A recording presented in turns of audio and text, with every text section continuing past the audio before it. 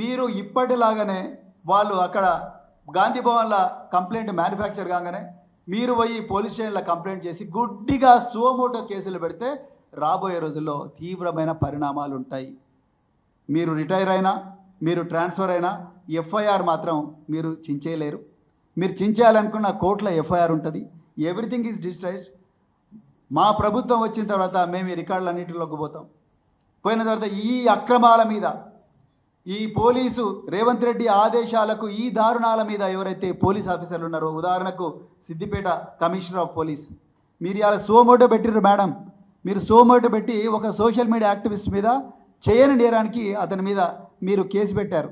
కానీ హరీష్ రావు గారిని, కేటీఆర్ గారిని పెట్రోలు పోసి చంపుతామన్న మైనంపల్లి హనుమంతరావు మీద మీరు ఇంతవరకు ఎఫ్ఐఆర్ బుక్ చేయలేదు. This we will remember. మేము రిక్వెస్ట్ చేసినా మీరు ఏం చేశారు? పబ్లిక్ ప్రాసిక్యూటర్కి పంపించి లీగల్ ఒపీనియన్ తీసుకుని సివిల్ కేసు అన్నారు. ఒక మనిషి ఇంకొక మనిషిని పెట్రోల్ పోసి చంపుతామంటే సివిల్ కేసు ఎట్లయితుంది మేడం? డీజీపీ గారిని కూడా రిక్వెస్ట్ చేస్తున్నాం.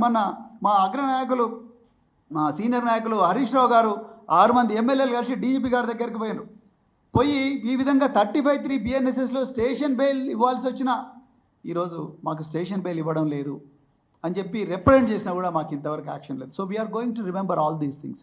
రాబోయే బీఆర్ఎస్ ప్రభుత్వంలో తప్పకుండా ఒక ట్రిబ్యునల్ వేస్తాం. ట్రిబ్యునల్ వేసి ఏ అధికారులు అయితే చట్టాన్ని ఉల్లంఘించి రాజ్యాంగం ఇచ్చిన ప్రాథమిక హక్కులు ఆర్టికల్ 14, ఆర్టికల్ 19, ఆర్టికల్ 20, ఆర్టికల్ 21 జీవించే హక్కును హరించే ప్రయత్నం చేసినరో, చట్టం చెప్పకుండా చట్టాన్ని అతిక్రమించి పనిచేసినరో, రేవంత్ రెడ్డి ఆఫీస్ చెప్పిన అక్రమ ఆదేశాలను పాటిస్తూ ప్రజల జీవితాలతో ఆడుకునే ప్రయత్నం చేసినరో, ఆ ఆఫీసర్లు భారీ మూల్యం చెల్లించుకునే ప్రమాదం ఉన్నది.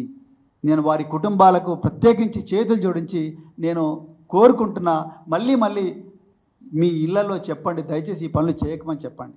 మీరు మాకు ఫేవర్ చేయాల్సిన అవసరం లేదు. మళ్ళీ చెప్తున్నా, we don't need any favour from you.